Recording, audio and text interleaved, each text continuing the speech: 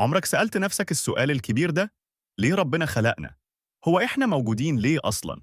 السؤال ده جه في بال كل إنسان في لحظة معينة من حياته، في وقت تعب، أو وقت حيرة، أو حتى وقت تأمل. الجواب من القرآن، ربنا سبحانه وتعالى جاوب على السؤال ده في آية واضحة: وما خلقت الجن والإنس إلا ليعبدون.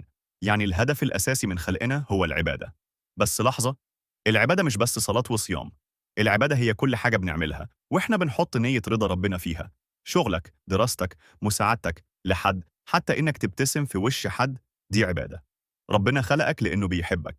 ربنا غني عنا، مش محتاج مننا حاجة، لكن خلقنا علشان يكرمنا ويعرفنا عليه ويدينا فرصة نكون قريبين منه ويوصلنا لأعلى درجات الرحمة والخلود في الجنة.